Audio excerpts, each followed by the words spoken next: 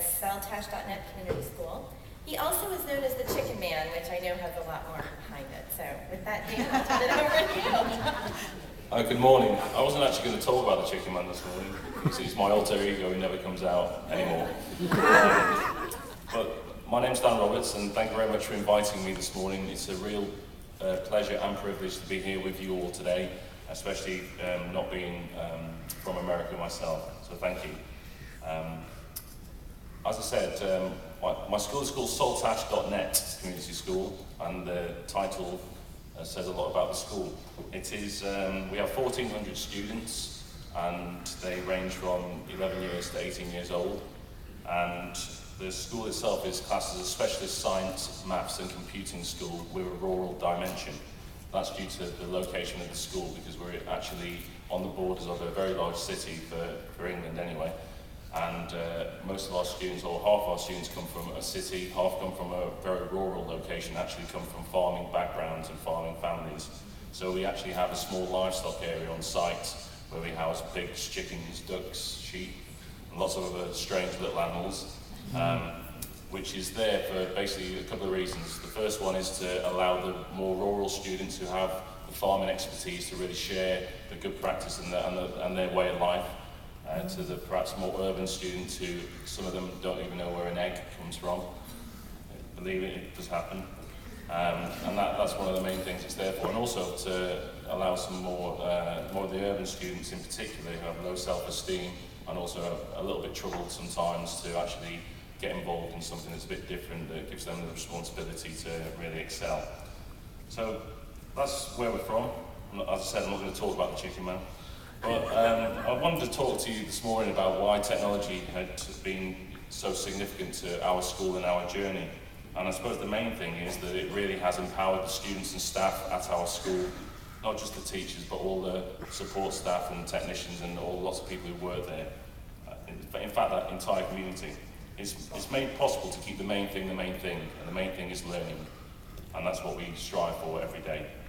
We've worked hard to collaborate with our teachers to really open their eyes and basically come away and take more risks and say it's okay to fail. Let the students use technology. They want to use it. That's what our students tell us. They want to use technology and they want to be the ones that use it. They don't want the teachers to use it. We thought a couple of years ago we were quite good with technology, being a specialist computing school, until we found out that actually the teachers got to use it more than the students did, and we should let them do it. What that's done is that it's allowed the students and the staff to become more independent learners. It's really pushed the boundaries, it's really challenged them, it's allowed them to go and take their learning where they want to. Students want to use basically what's in their pocket. We have mobile phones, or you can call them cell phones. Many schools in the UK ban these phones. We allow students to use it because they've got all the technology in their pocket. Many of them have it, so let's just let them use it. So they'll use it to record videos and take notes and things like that, and take pictures. And so basically we allow them to do that. They like to use technology that's cheap, it's disposable, often free, and one of the reasons is because they know how to use it, and it's quick. We've demonstrated this over the last few years. As I said to you earlier, our school has a rural dimension. That's where the school setting is. One of the things we did about 4 years ago was that one of our pigs, Dolores, we put I suppose about $10 webcam in Dolores's pig pen, and she happened to have piglets about 3 weeks later, and our pig cam got over 100,000 hits in an hour. People watching from Tokyo, America, Australia, all over the world, emailing our students and talking to our students about their pig, which is fantastic. It just shows what technology can really do and can really open up doors. Another thing, an example this year has been fantastic success, has really allowed our students to understand more about the real world and in different countries. And some of our 11-year-old students were invited to talk to 300 teachers in Indonesia on a video conference about how they use technology.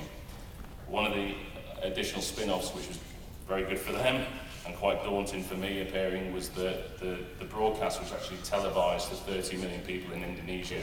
So some 11-year-olds from little Saltash, which nobody knows where it is, were on the main stage, getting more viewings than perhaps famous people do. And literally another example of just the way we work is, this morning on the way into here, I was using Twitter to basically feedback and assess my students' coursework this morning and give them feedback there, which they sent some very nice messages and told me to good luck and to make sure that I say how good the school and the students are.